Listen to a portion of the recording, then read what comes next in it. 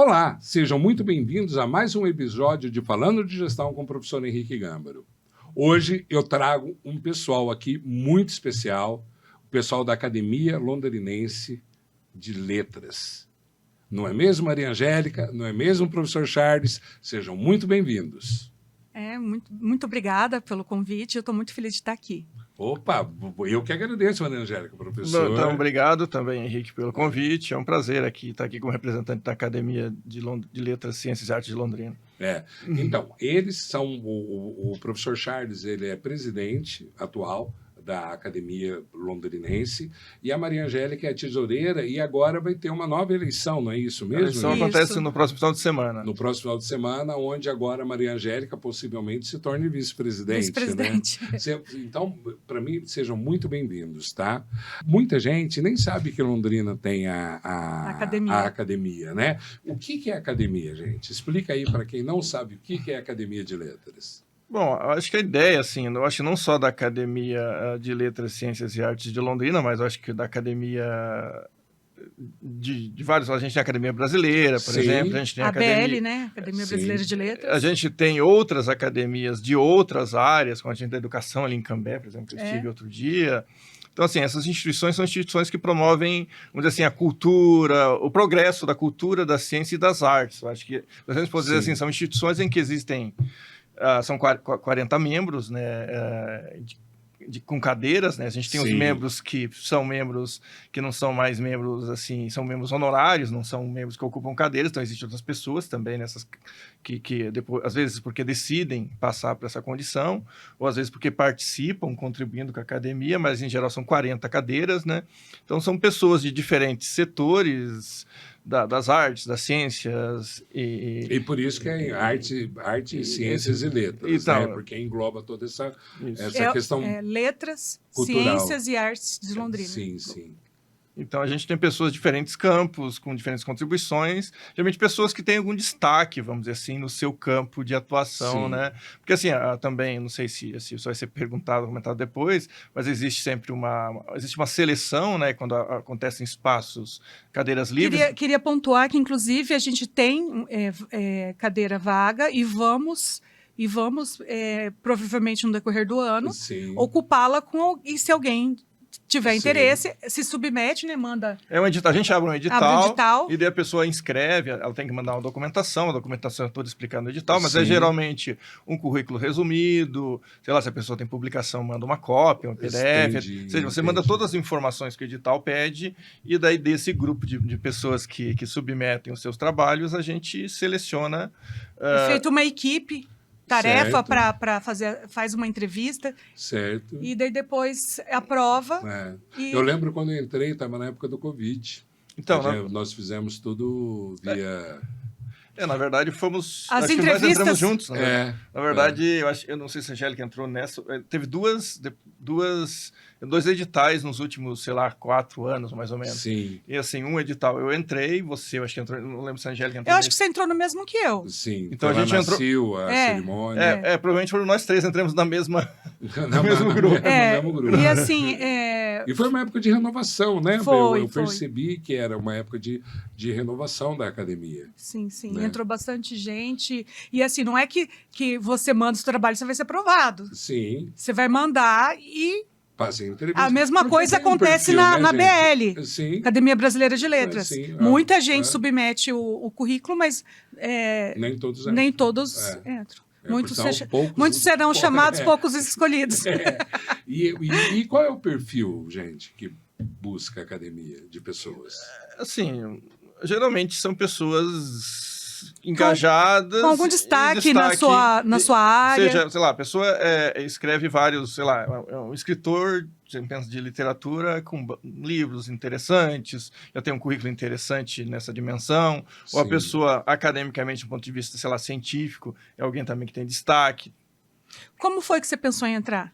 Foi um convite que eu recebi, foi um convite, me falaram que havia sido aberto vagas, aí eu enviei um currículo, aí me marcaram uma entrevista, participei da entrevista, E ali, eu acho que uns 2 ou 3 meses depois, eu fui ouvi o convite formal, aí convidaram formalmente. Eu não sei como que foi você, mas eu não tinha interesse, eu não olhava e falava, quero ser da Alcal. É porque é uma coisa tão distante, eu não sei se você tinha esse sentimento também. Parece que é uma coisa tão distante, né, a academia. Não é para mim, parece que é para alguém melhor que eu. Exatamente. Mas eu teve alguns membros da academia que falaram para mim, Angélica, vai lá. Faz a inscrição. A gente queria tanto que você fizesse parte da academia, porque assim, não dá para votar em quem não se inscreveu. Sim. Então, assim, não dá para eles pegar uma pessoa... Descobrir você e falar assim, vamos votar no Henrique. Não, se o Henrique não... Eles podem até falar para você, Henrique, tem um edital. Sim. Faz você inscrição. Tem que mostrar interesse. Né? Só que você tem que mostrar o interesse. Eu fiquei muito feliz o dia que eu ingressei. Então, também foi um dia feliz para mim. Um dia feliz para mim. A minha história, assim, eu vou, de reconhecimento, não sei se eu posso contar brevemente. Lógico. Assim, eu acho que eu entrei na mesma que vocês, que foi no penúltimo edital, não foi no último, né? Sim. Mas assim, a minha aproximação aconteceu antes de eu entrar como membro. Na verdade, acho que foi em 2019 que eu lancei um livro de poesia, foi ali no Sesc, né, na biblioteca. E daí, ao participar desse lançamento, a Samantha ali, que é Samantha Abreu. Samantha Abreu, que é funcionária do Sesc. Ela é a responsável cultural pelo Sesc Cadeião, né? Então, ou seja, ela estava organizando algumas atividades, e daí eu tinha lançado o livro, ela, acho que na semana seguinte, ela organizou um sarau literário no Valentino. Você vai entender por quê? Eu fui. Então, daí eu fui nesse sarau literário do Valentino. E eu sentei lá sozinho numa mesa, lá fui um dos primeiros a chegar, eu acho, naquele dia, porque não sabia nem o que era direito, um sarau literário, num bar normal, né, vamos dizer assim. Sim. Daí eu cheguei, sentei e de repente... Vamos considerar que o Valentino de normal não tem nada, né, mas tudo bem. Então, mas daí eu sentei numa mesa sozinho e de repente chegou 2 senhores.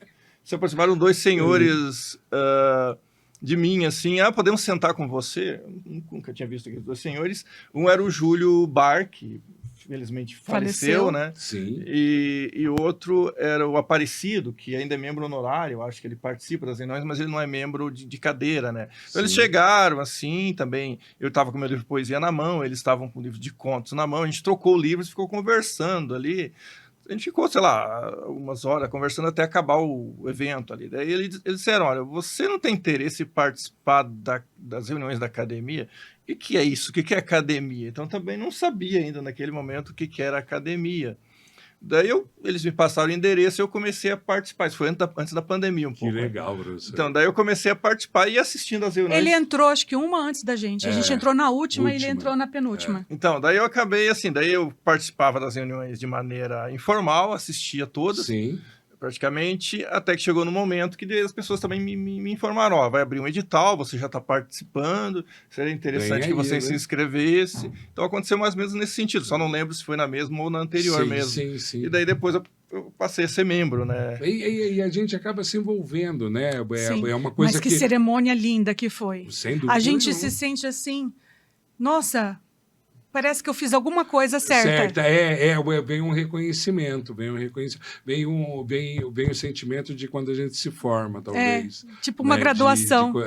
Agora, quando eu falei do Valentino, professor, que o Valentino não tem nada de normal, do Valentino talvez seja um dos bares mais antigos de Londrina. Ficava ali, antes de ser onde ficava ali na Bandeirantes. Lembra disso? O senhor lembra disso? Não, eu estou em Londrina há um pouco mais de 16 anos, eu sou bem mais recente. E aí, você lembra? Nós nascemos aqui em Londrina, eu lembro. E aí, o bar começava a encher 4 horas da manhã.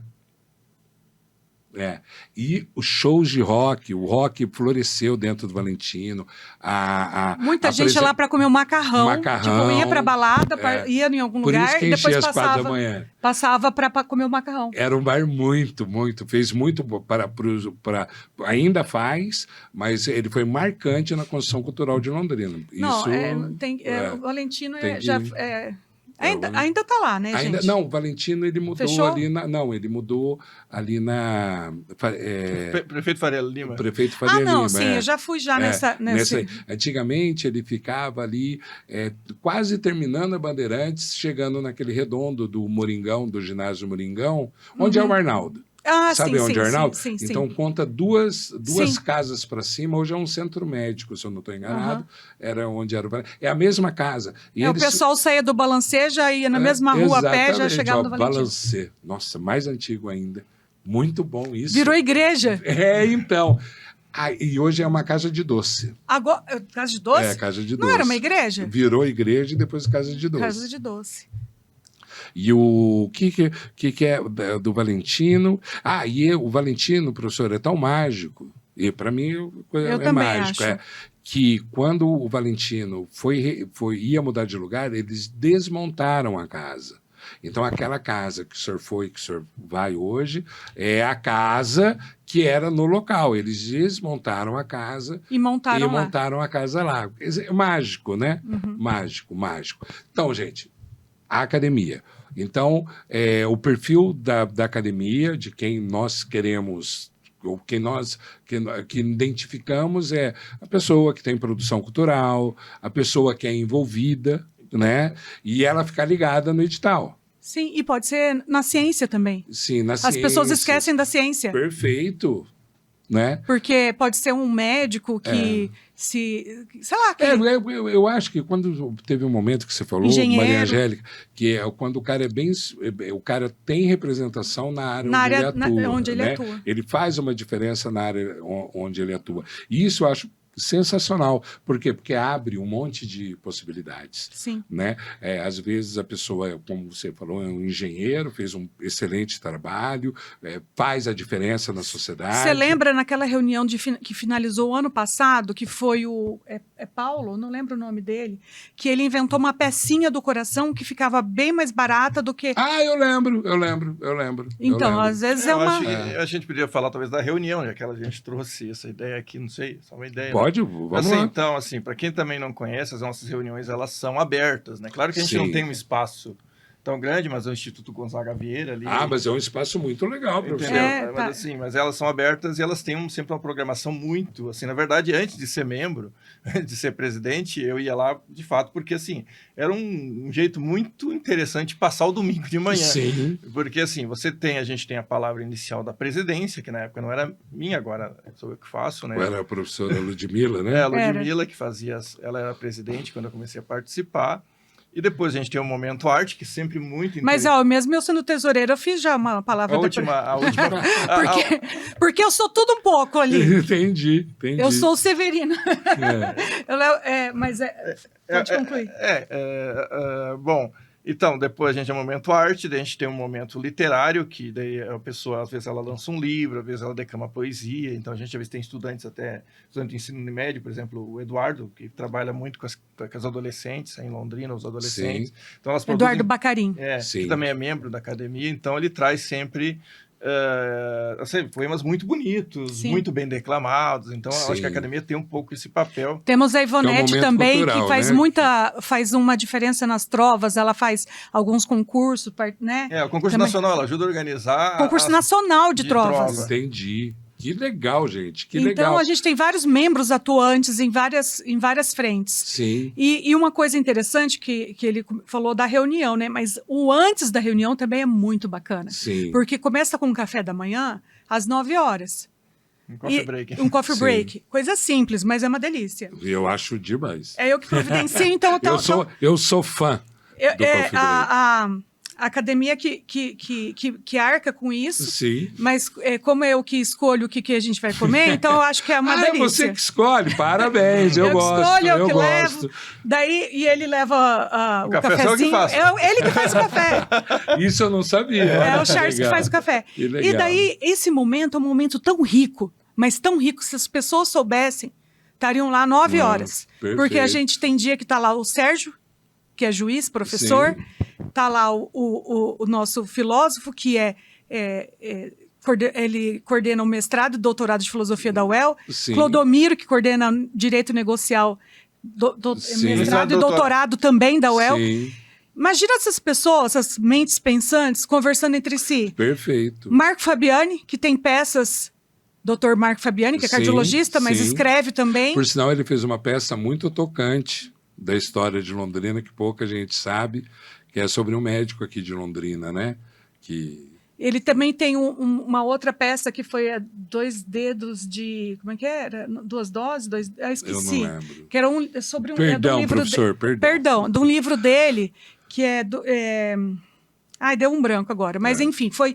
Isso então, ele não estava no roteiro, Está muito atuante nessa área das peças, Cafuncarte, enfim. Então, acho que tem vários membros atuantes em várias frentes. Só que agora, a nossa missão, eu acho que é pegar um pouco de tudo isso e produzir alguma coisa através da academia.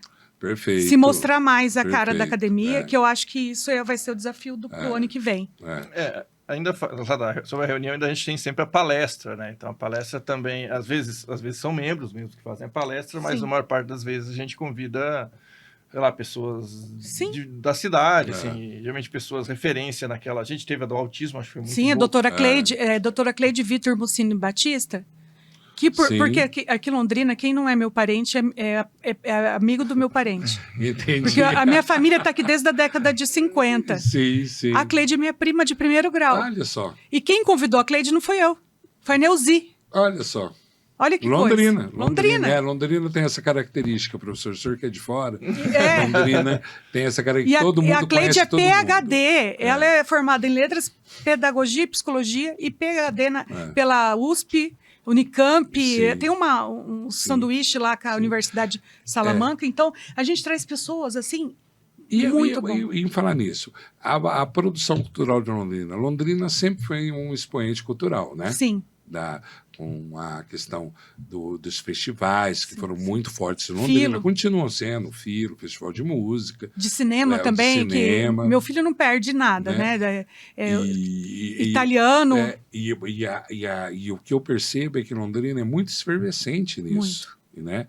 E aí a academia, tendo aí com a ideia, né, de fazer a academia tá mais presente, parece ser uma excelente ideia para fomentar ainda mais a cultura em Londrina. A gente já conversou bastante, assim, ainda é um plano, mas eu acho que talvez a gente vai ter eleição no final de semana, né? Mas, só que é chapa única, né? Se você for lá votar, provavelmente daí a gente ganha. Você tem que ver o seguinte, quem não for votar é que não gosta de mim, né? Eu tô brincando. Não, mas quem cala consente. Então, mas assim, o que eu ia comentar é que a gente já desde essa gestão, a gente tem conversado, assim, essa ideia de exatamente... Como a Maria Angélica falou, de a gente aparecer, mas acho essa ideia de induzir um pouco a cultura também. É isso. A gente já pensou em concurso literário, Nossa, sei lá, concurso de conto. A gente poderia pensar num concurso em que a gente, sei lá, as pessoas mandam um texto, a gente seleciona e faz um livro, assim. Perfeito. Agora ainda mais com a participação da editora. Então, né? Opa! Então, eu acredito que é novidade ainda, o povo ainda não sabe disso. Como é que fala? Um dos objetivos da academia é a fomentação da cultura. Quando eu falo aparecer, gente, não é aparecer membros aparecer. Não, é a academia. Isso. É botar a cara e, de alguma forma, a gente trazer isso... cumprir um papel social também, né? E a questão, gente, quando a gente fala de academia, estamos falando de textos, estamos falando de livros, né? Estamos falando de artigos, estamos falando de ciências, e a web, gente. E as redes sociais. A gente tinha um projeto para transmitir a reunião para os membros que já não conseguem. A gente criou. Participar. Então, a gente, nessa primeira gestão que está terminando agora, e que espero que continue, né? Depois na próxima. Eles não têm muita opção. Então, assim, a gente criou, na verdade, a gente não criou conteúdo, mas a gente criou o canal. A gente tem um canal do YouTube, que agora eu não vou lembrar de cabeça. Perfeito. Porque, assim, eu acabei, já fiz um volume. A gente tinha uma revista antiga. Uma revista. Almenara, acho que é o nome dela. Uma revista que se você pega o histórico... Célia Buzilli também ela participou. Existia desde antigamente, a gente fez um volume logo no começo da gestão.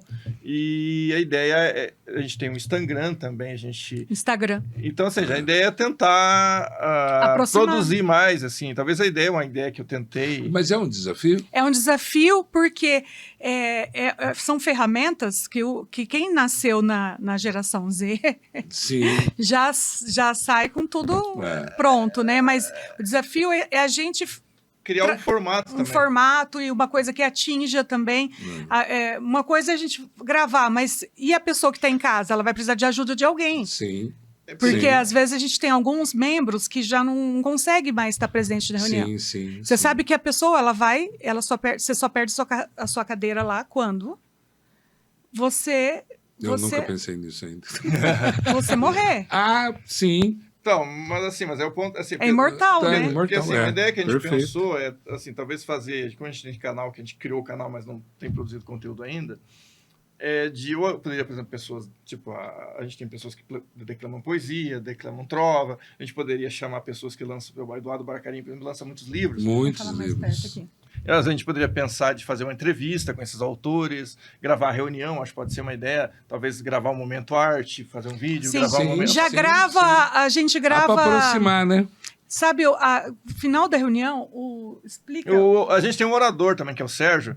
Assim, claro que às vezes o Sérgio, nem todas as reuniões, mas assim, participa uma grande maioria delas. 90% ele está lá. Então, mas nas que ele está, inclusive, a gente dá esse momento de uns 10 minutos, mais ou menos, ao final de cada reunião, para ele fazer uma síntese, que acaba sendo quase uma nova mini palestra. Você já viu, né? Já, então, várias vezes. Gente, ele consegue fazer aquilo que a gente fez ficar muito mais bonito pelo olhar dele. Ele faz mais.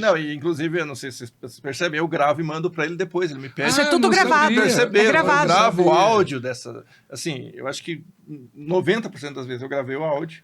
E eu mando para ele depois. Que legal, professor. A gente poderia, parabéns inclusive, tentar fazer um tipo podcast no canal do YouTube, por exemplo, exatamente com essa síntese também. E eu percebo, gente, olha aí, de repente o podcast da UCAL. Quem sabe? Vamos chamar mais membros também. Ele tem podcast, eu também tenho. Posso fazer minha propaganda aqui? Pode, lógico. Café com quem?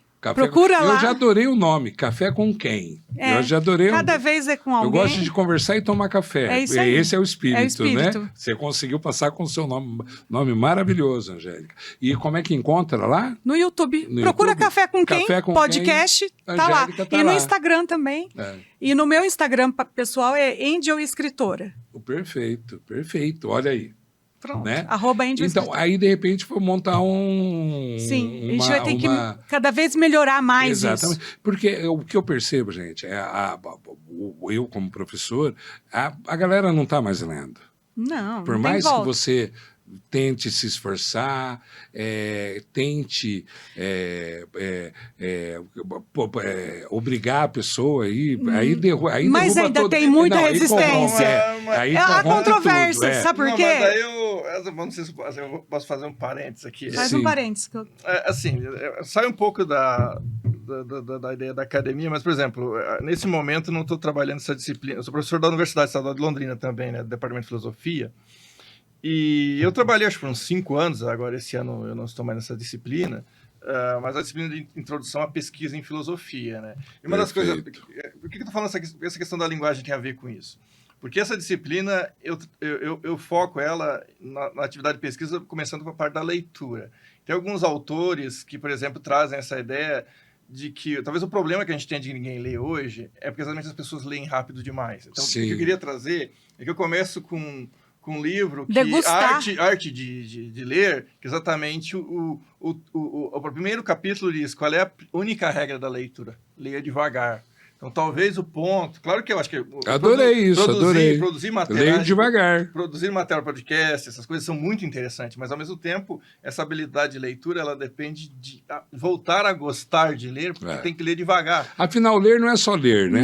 Não é um ato de só ler, né? Henrique, eu participo de alguns grupos de leitura de Londrina. Sim. E está muito forte. Sim. A gente tem os amigos de palavra... mas quando eu falo que a galera não lê, não é o cara que está na universidade, não é o estudante de filosofia, não é a pessoa que já tem o prazer de ler. Eu estou falando a massa. A massa. Porque hoje o celular está aí e eu falo, mas você lê no celular. Sim. Né? Que aí vem a pergunta do desafio que eu fiz para vocês.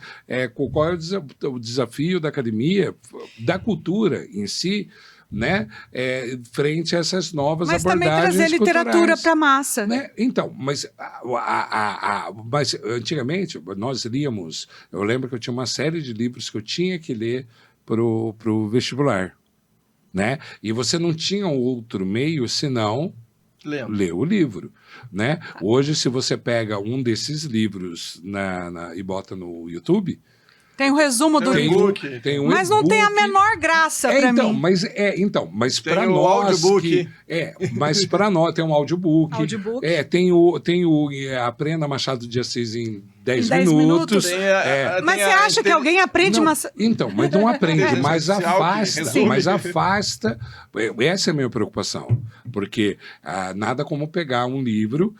Eu lembro, eu abusei algumas vezes. A minha área de trabalho é recursos humanos, gestão de pessoas, e eu sempre trabalhei muito na crítica. E teve uma fase, né, quando eu dava aula de pós-graduação, que eu dava Kafka para o pessoal ler. Dava Metamorfose, porque tem todo o significado. Sim. É lógico que 80% desses alunos foram lá no resumo, e não pegaram a essência do livro de cabo a rabo, de você entender que é um livro muito... robusto. É um livro fininho, mas é robusto, né? E é lógico disso, mas o que me preocupa? Se não tivesse alguém fazendo um resumo, a pessoa teria que ler. E como tem um resumo, a pessoa vai no resumo, como tem um resumo, a pessoa vai no vídeo, ou em alguém explicando a opinião aquela brincadeira, né? Um assistiu, um comentou, o outro está comentando do comentário de quem fez o comentário e por aí vai. Ele perde. Porém, é um caminho mais fácil. Mas e aí cortar caminho não traz consequências? Traz consequências, então. Mas qual é o desafio hoje? Porque é fácil para nós que saímos de uma época analógica, que, era livre, e hoje, quando nós colocamos um livro na mão, não é só um livro, tem todo o significado. Eu tenho uma biblioteca na minha casa, eu sou suspeita. Então, ter uma biblioteca, um jovem vai olhar e vai falar, nossa, que perda de espaço, é isso daqui com um pouco mais de um como é que chama? Um pendrive? Um pendrive grandão? Um tablet? Um Kindle, eu uso o Kindle. Um Kindle eu tenho toda a sua biblioteca. Eu tenho muita coisa no Kindle. Então, a minha, eu não estou valorizando, dizendo certo ou errado, mas um questionamento que eu tenho é em relação de como fazer esse cara começar a ler. Ou esse cara vai começar a ler? Olha, qual é o incentivo que ele tem hoje face ao desafio? As pessoas fazem academia, não faz? Para o corpo ficar malhado. Sim. E academia para o cérebro. Sim. Porque o Alzheimer está aí. Sim. Então você precisa movimentar lugares do seu cérebro que só movimenta. Não, eu entendo. Mas vocês estão vamos na ameaça. Vamos na ameaça. Mas assim, eu acho que eu não sei, eu acho que a única maneira, a só maneira de você conseguir é meio. Eu chamaria quase usaria a palavra quase encantamento. Encantamento. No que tem sentido. Porque assim, eu acho que o problema que eu acho que difunde essa maneira de ler rápida que você está me trazendo, é exatamente porque quase todo mundo está fazendo essa leitura rápida. Sim. Assim, agora, a questão é quando uma pessoa, sei lá, uma criança, principalmente adolescente, vê que existe uma outra maneira de digerir, vamos dizer assim, esse conteúdo de maneira mais morosa, assim. Do jeito que deveria. Vamos dizer assim, quase para usar aquelas metáforas muito bonitas, cenas de filme que tem do pai lendo para sua filha, para o seu filho, a mãe. Ou seja, exatamente meus filhos. Assim, de você pegar exatamente e ter essa experiência da leitura significativa. Acho que o ponto essa leitura rápida. Ressignificar. Perceber que aquilo tem significado, que aquilo tem a ver com você. Eu acho que o problema é que muitas vezes as pessoas entendem também, às vezes, principalmente os livros que não são desse formato vendável, etc. Sim. Assim, os livros mais clássicos, os clássicos da filosofia, da história, da administração, esses textos. Então, esses textos exigem esse tempo, eu acho que só que as pessoas precisam entender que tem muita coisa ali que não é capturado nessa... Ô, Henrique, não, sem dúvida. Tanto é Henrique, eu sou romancista. Certo. Então, eu acho que eu vou ser mais romântica também nessa visão. Sim. Eu escrevo meus livros, eu escrevi Pequena Londres, Sim. É um livro de fácil leitura, Sim. É popular, tanto que é por isso que eu acho que ele vendeu muito sim. No Brasil todo. E eu acho que isso também é uma porta de entrada para a pessoa vir, vou ler um romance. Sim. Mas daí depois que lê o romance, ela vai para outra coisa, e vai para outra, vai para outra. Só que tem uma pessoa que eu queria lembrar que eu queria te falar dessa pessoa aqui de Londrina, que chama Aline Perrota. Sim. Ela é uma encantadora. Ela é uma contadora de história para as crianças também, e ela dá aula dá curso para as professoras do município, até do núcleo e tudo. E a Aline, ela tem esse encantamento com as crianças e com os adultos também, de pegar a história e ler assim de uma forma contada tão bonita que dá vontade de pegar o livro, abrir e ler.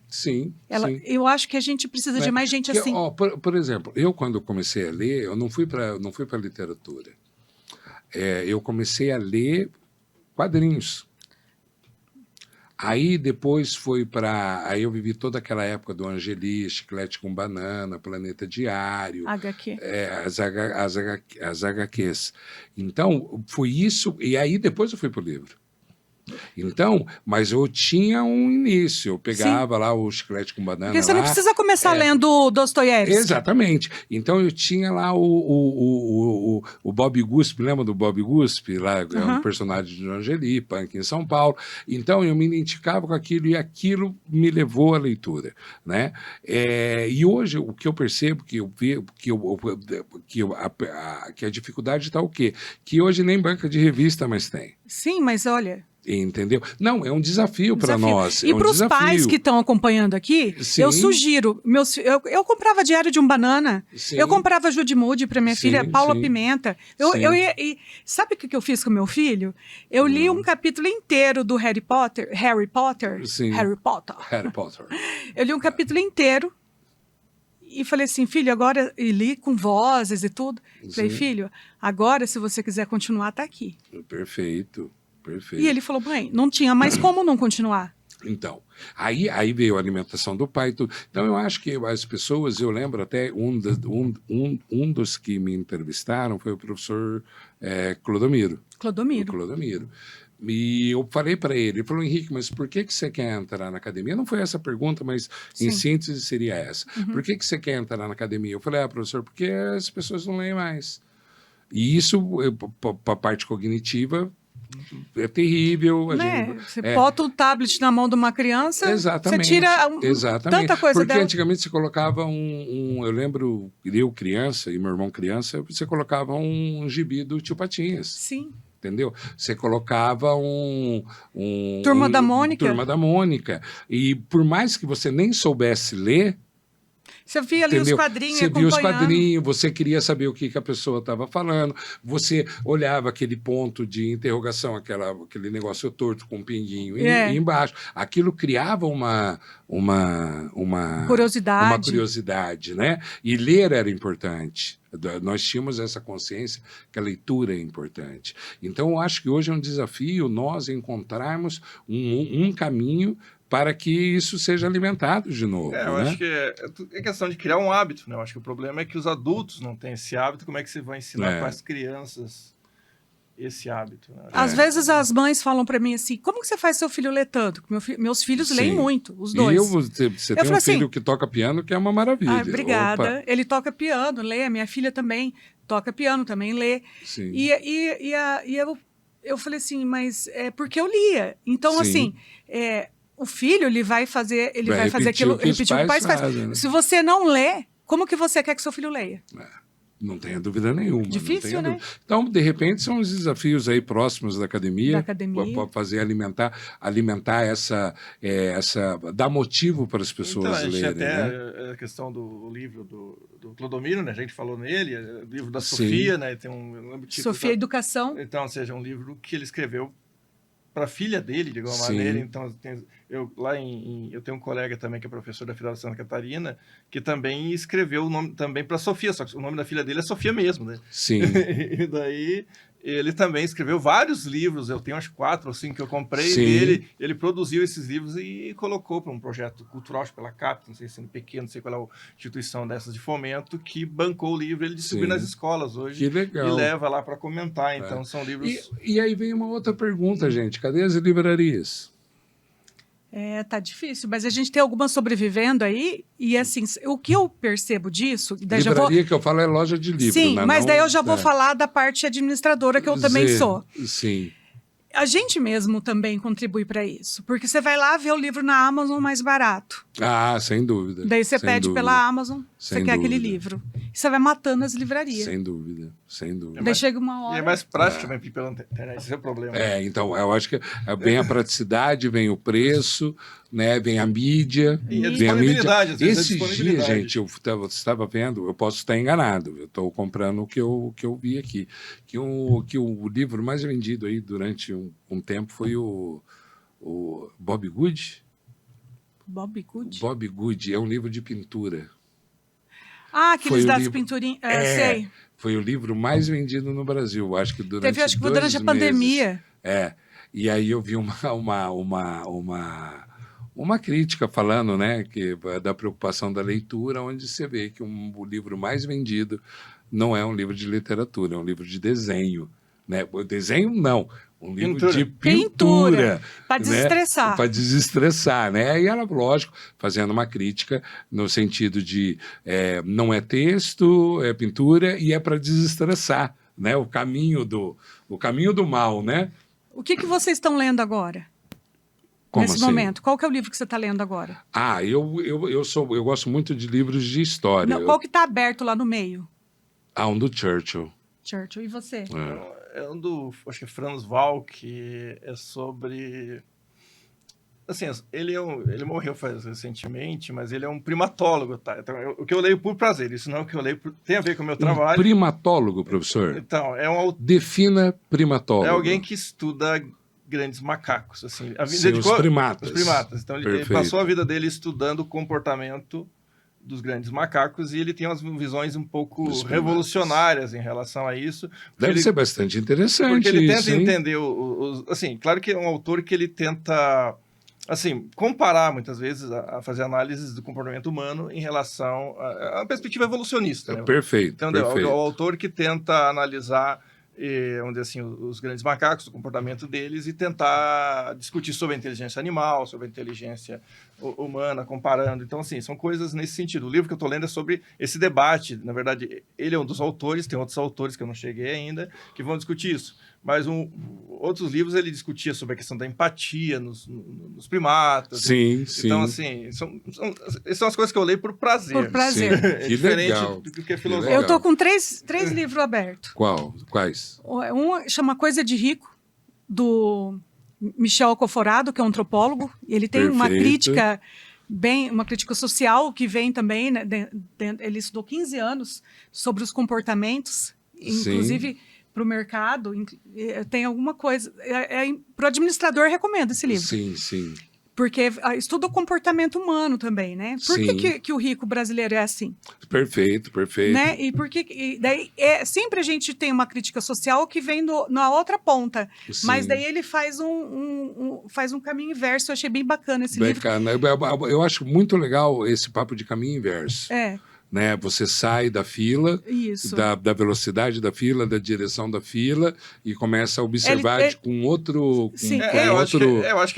prisma. Isso. Daí eu estou lendo também Amiga Genial, da Helena Ferrante, que eu já tinha começado a ler uma outra vez, mas eu retomei agora porque eu vou discutir. E estou lendo Americana, da Chimamanda, que eu também vou discutir no outro grupo de leitura. Sim.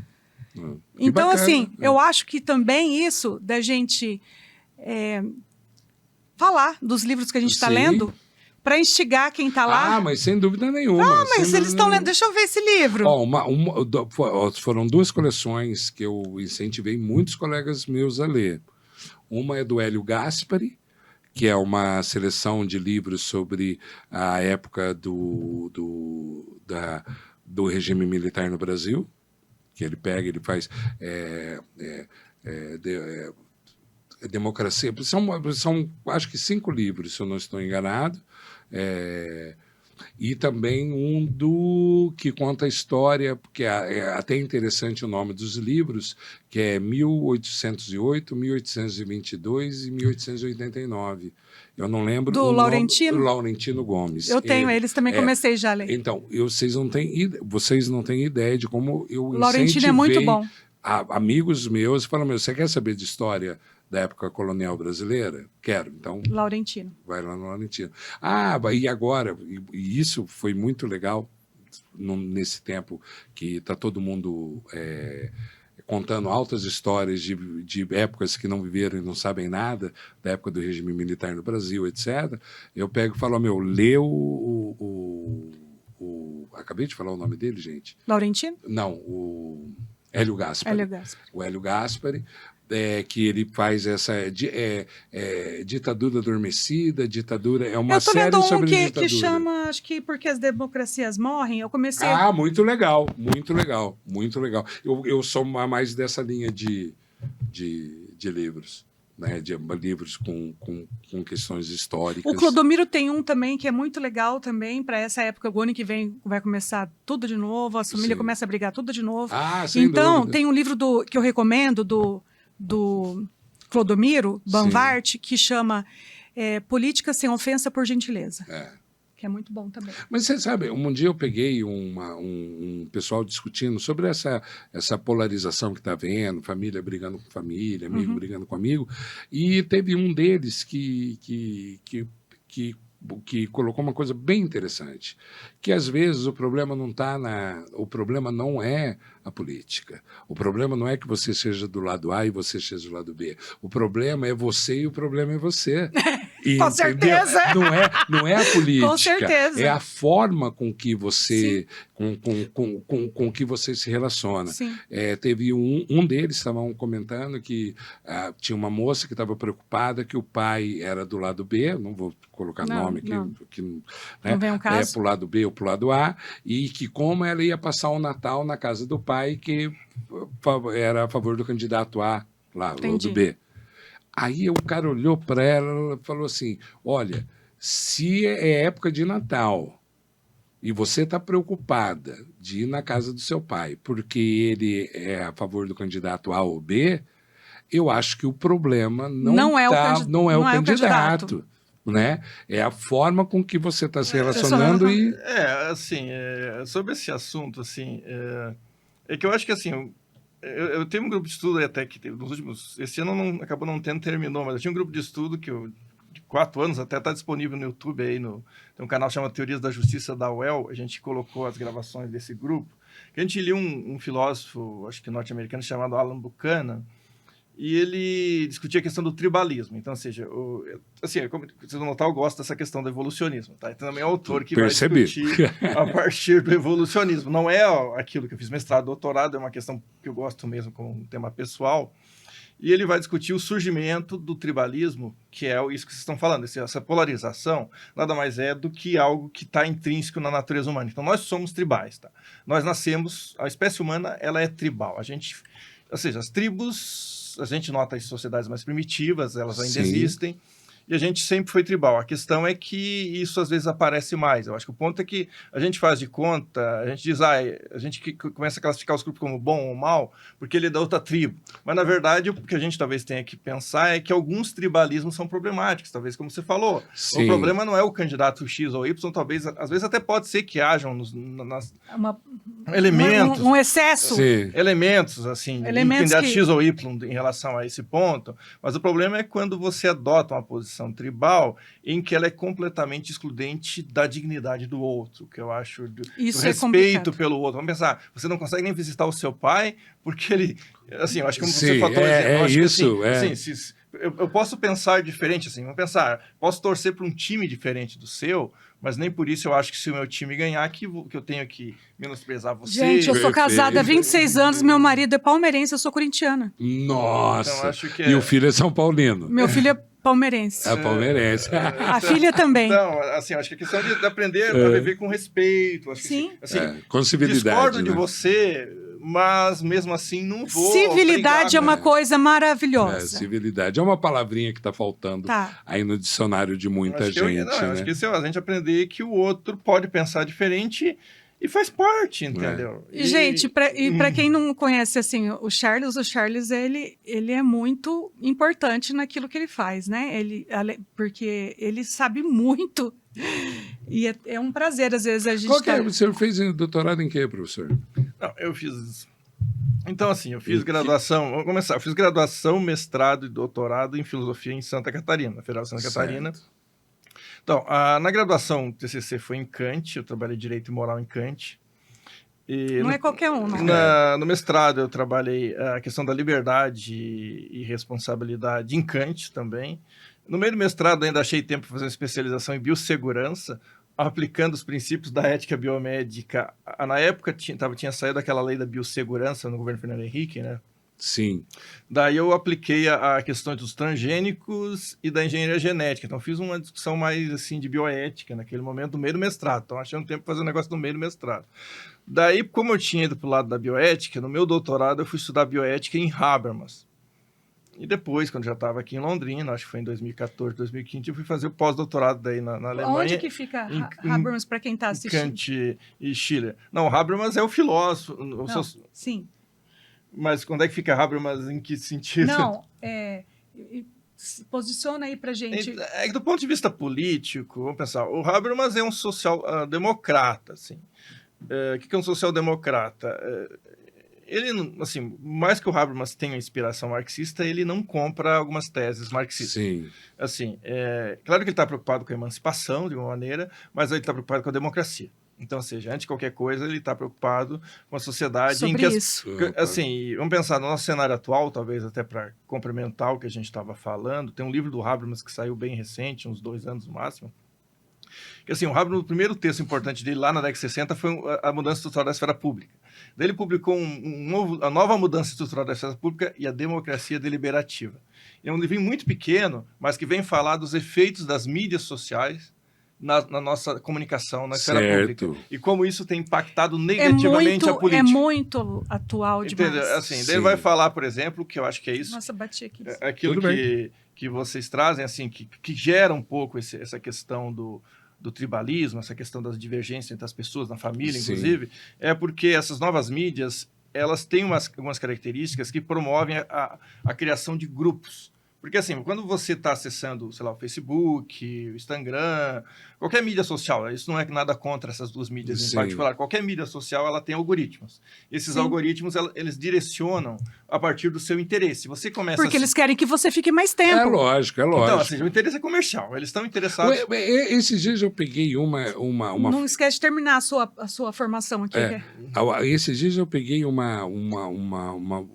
um comentário sobre a estrutura de mensagens que os caras colocam no Instagram, TikTok, que é para você ter raiva. Não, então, mas... Porque a raiva te alimenta a girar a continuar. A continuar. Então, isso tem isso que você falou tem um livro muito interessante, que agora eu acho que é Hierro...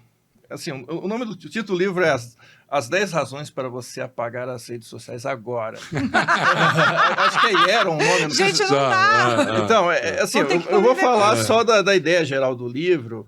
Acho que é Hierro, uma coisa assim, o nome do autor, é um nome estrangeiro.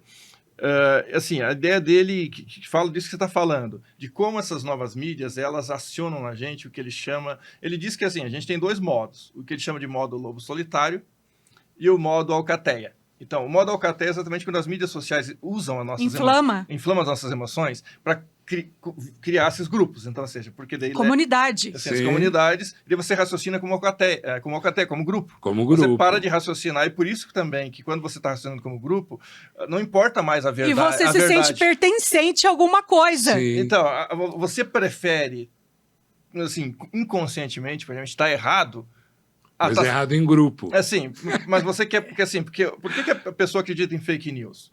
Porque, na verdade, ela está tentando provar que ela é do grupo. E muitas vezes esses grupos, eles meio que dizem, olha, se você faz parte desse grupo, então você tem que concordar comigo.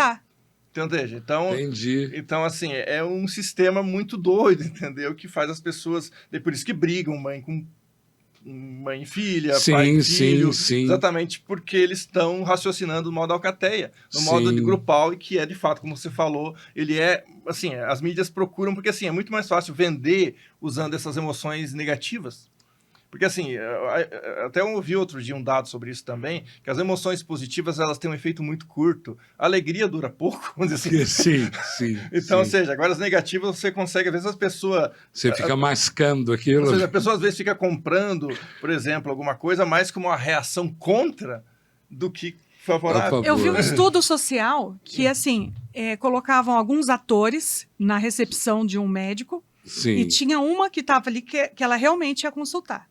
E ela ia esperar também a vez dela. Daí eles faziam um sinal. E a hora que dava aquele sinal, os atores levantavam. E ela não sabia o que era. Na primeira vez ela não levantou. Daí tocou o sinal de novo. Eles levantaram. Na terceira vez ela levantou junto.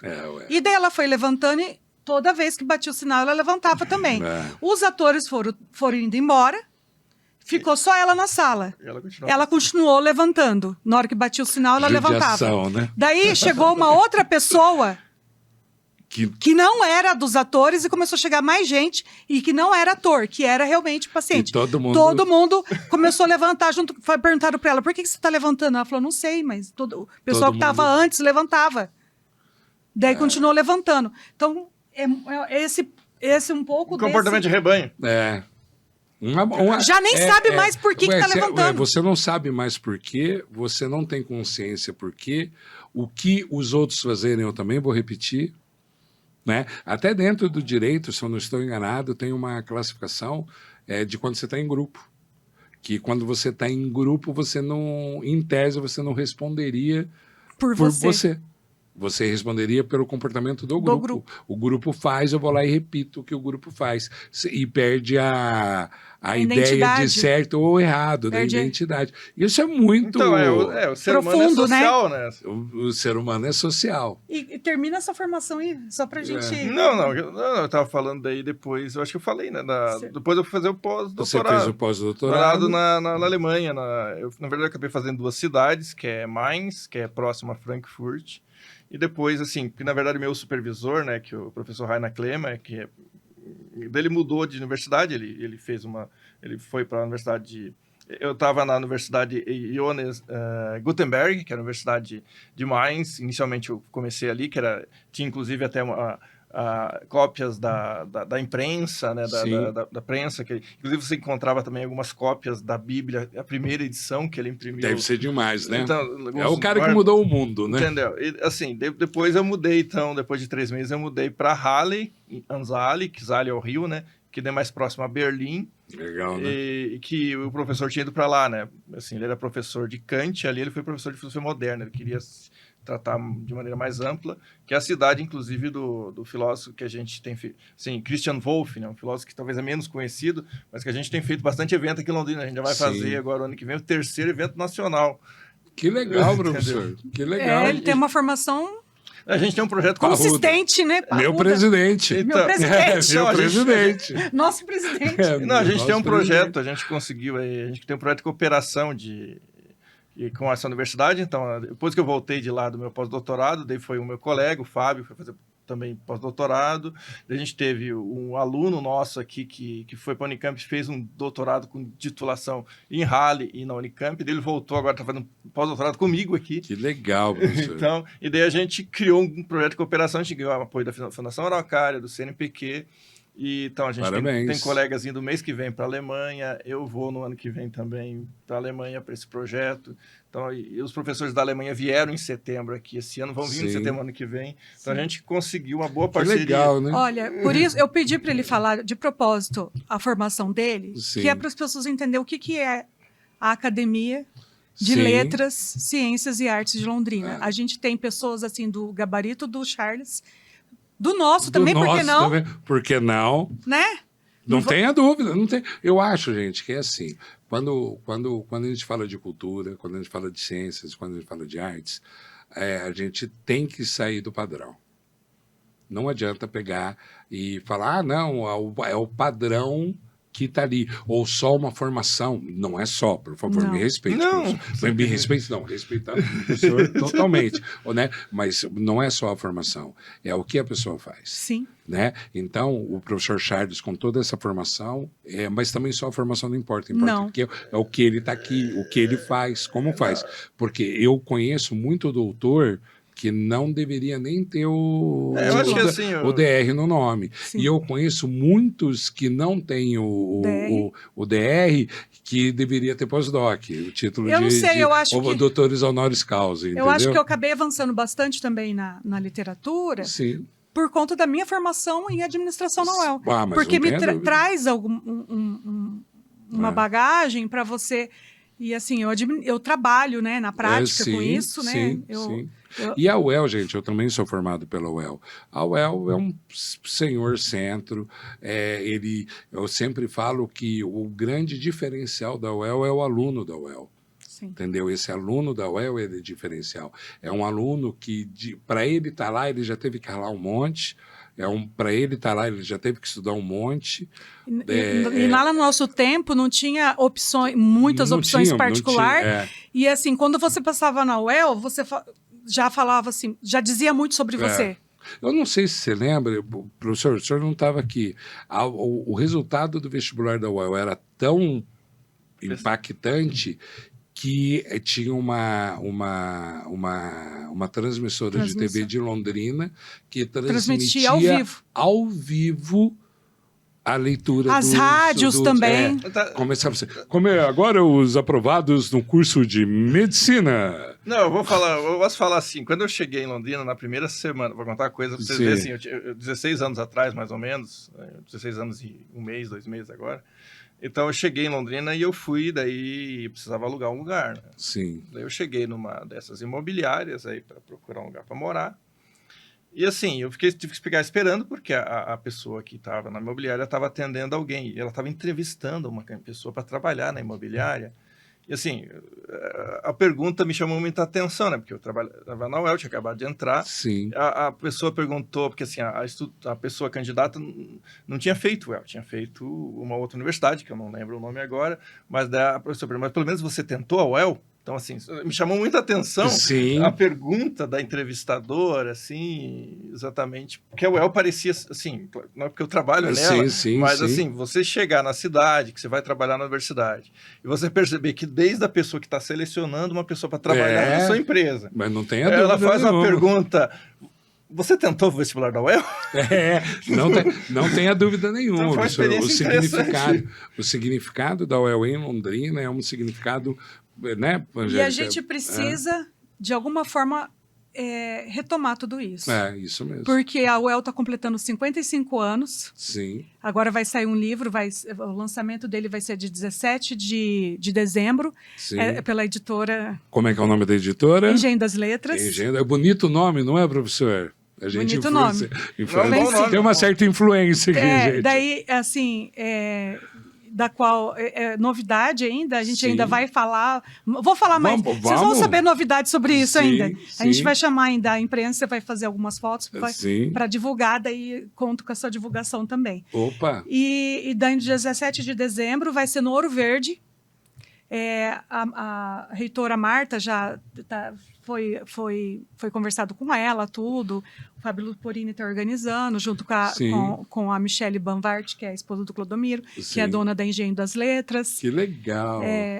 E a gente vai fazer esse lançamento lindo aí no dia 17.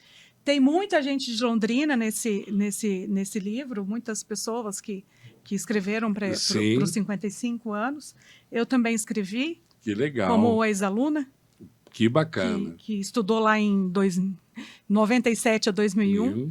Então, assim, eu acho que a gente pode, enquanto academia, também estar presente nisso tudo. Inclusive, lógico. Nessa parceria com a UEL, que era uma das coisas, um projeto que o que o Charles estava vendo, para a gente participar de de cinema, né? Como então, a gente, inclusive, assim, eu tenho um projeto de extensão na universidade que, na verdade, ele começou sem ser um projeto formalmente, que é chamado Ciclo de Cinema e Filosofia. Inclusive, você já foi convidado, falou lá do Mickey 17, né? Mickey 17, então, você assistiu? Não. Tem que assistir, então, ou seja, é um projeto que, inicialmente, eu acho que, se eu não me engano, eu comecei em 2019, por aí, 18, eu não lembro exatamente qual foi o ano.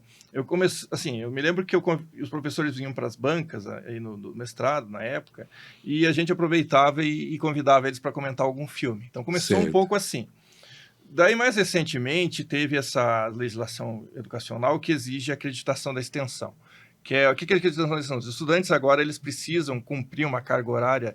Todos os cursos da graduação da universidade também precisam cumprir uma carga horária em projetos de extensão da universidade, que são validados por cada colegiado. Então, cada colegiado vai lá no sistema, vê quais são os projetos de extensão, diz, olha, alunos do curso, sei lá, filosofia, sociologia, a medicina, vocês podem fazer esses projetos aqui, que a gente vai considerar isso como carga horária. Então, o aluno entra no projeto e ele faz atividades dentro do projeto de extensão e isso depois é convertido em horas para o aluno, né? Mas o projeto em si, a ideia é como você participou, né? A gente escolhe filmes, a gente escolhe pessoas para comentar filmes e a gente então fez uma parceria aqui com a academia. Você foi parte dessa parceria de alguma maneira, né? Porque eu e o professor Celso. Então, ou seja, a ideia, a gente inclusive trouxe já a Andréa Cachel, que também é professora do projeto. Maravilhosa. Então, ela tem um projeto de pesquisa de cinema na universidade. Ela já deu palestra, inclusive, na UCAL. Ah, que legal. Então ela foi lá dar uma palestra sobre isso, depois vocês, assim, a gente teve também uma situação muito interessante, que agora me fugiu o nome, mas teve uma palestrante que no nosso canal do YouTube, do Cinema e Filosofia, ela comentou, junto com outras pessoas, a série Adolescência, da Netflix. Opa! Ah, sim. Então, daí a gente estava conversando na diretoria, né? A gente estava fazendo uma reunião administrativa ali, e surgiu o nome dela, ó, eu tenho essa pessoa aqui, ela fez essa palestra pra gente lá, eu mostrei o trecho da palestra lá na reunião, e assim, daí a Neuzil, acho que também conhecia também a professora da educação, se eu não me engano, da UEL. Então, a gente trouxe ela para a academia como resultado também desse projeto. Então, é uma parceria que tem trazido ainda poucos frutos, mas que está encaminhando já. E uma coisa que eu falo, ó, você que é aluno da UEL, cara, aproveita a UEL. Passa muito rápido. A gente traz alunos também da música para tocar na academia. Sim, sim. Mas é que eu falo que o aluno da UEL, eu como ex-aluno, passa muito rápido. E a UEL tem um monte de coisa muito legal. A UEL tem um monte de projetos, de extensão, de outros cursos que a gente nem conhece. Eu era do DCE na época que eu fiz o UEL. Como é que chamava? Não Temos Tempo a Perder era o nome da chapa. E quando eu entrei no DCE, que eu fui perceber a grandiosidade da UEL. Não, eu acho que é uma simbiose, assim. Por exemplo, eu fui ontem ali no Ouro Verde assistir a última noite, que era da Funkart do balé, né? Então, Sim. Ou seja, assim, a UEL tem a orquestra, o meu filho vai todo mês assistir os UEL. Então, tem como você participar de programas no exterior que estão sobrando vaga. Sim. E na minha época, quando eu via, tinha vaga sobrando para programa no exterior. E eu falava, como é que a gente não sabe disso? Né? Então a UEL é mágica. Então, mas essa parte eu acho que você trouxe também, gente. Acho que assim, eu acho que é um aprendizado assim. Na UEL a gente tem agora essa ARI, né, que é essa assessoria de relações internacionais, que eu acho que também tem isso que você está falando. Acho que agora está ficando muito mais transparente, que legal, fácil, mais fácil. Acesso. Então eles fazem um boletim. Então assim, eu acho que sim. Eu acho que no passado era menos conhecido, mas agora a gente teve, eu acho que faz menos de 2 semanas. A gente teve um evento em que os próprios professores e membros da UEL, assim, a gente mandou os banners, eles imprimiram para falar tudo que tinha de internacionalização. Então, ou seja, eu acho que está havendo esse momento de tomada de consciência, assim, no sentido, que legal. Porque, assim, eu acho que é facilitar ótimo, um pouco, assim, mostrar para a UEL o que ela faz. Exatamente. É uma prestação de contas também para a sociedade. Aquilo que... mostrar, e né? esse trabalho da UEL ali, que é a professora Viviane, que que foi a diretora do centro ali, e que tem feito esse trabalho muito legal aí, acho, na ARI, né? Gente, encerrando aqui, próximos passos da academia. No domingo agora temos eleição, então Perfeito. Os membros que são da academia vão lá para confirmar essa chapa, dia 7. No dia 14 nós vamos ter uma palestra com o Luiz Parelhada, sobre Jerez. Opa! E nós vamos degustar o Jerez e com alguns importados, alguns queijos. Afinal, vinho também é cultura. É cultura também. E a academia, a gente também gosta de um gorozinho literário. Amém. Já gostei do nome. Gorozinho literário. Não é mais café literário, é Gorozinho literário. Gorozinho literário. Adorei, Angélica. Bom, né? Adorei. Gente, eu queria agradecer muito a participação de vocês. E esse também, se alguém quiser ir para degustar, me chama lá, tem um valor adesão e a gente combina o endereço. Mas é para tomar vinho. Porque dessa vez não vai ser para tomar o Jerez. Vão ser 6 tipos de Jerez. E dessa vez não vai ser na Luiz Gonzaga. Dessa vez vai ser num outro espaço, então por isso precisa conversar com a gente. Entre em contato com a Cal, falar com a Maria Angélica. Gente, muito obrigado pela presença de vocês, enriqueceu. Eu faço parte do grupo, faço parte da academia, para mim é uma honra tê-los aqui, vocês não têm ideia disso. Muito respeito ao professor Charles, muito respeito à Maria Angélica. Eu entendo. É recíproco. Obrigado, Maria Angélica. Entendo que, além de ser que eu senti quando entrei e agora que faço parte, além de ser uma espécie de realização, né, como nós falamos no começo, também eu vejo como uma certa oportunidade e obrigação de poder fazer coisas maiores que impactem mais a sociedade, que eu tenho certeza que, no final das contas, no frigir dos ovos, esse é o objetivo. Exatamente. Não é mesmo? Muito obrigada. Obrigado novamente pelo convite. Gente, agradeço a atenção de vocês. Se você gostou do nosso episódio, curta, se inscreva no nosso canal. Estamos aí. Até uma próxima vez. Tchau.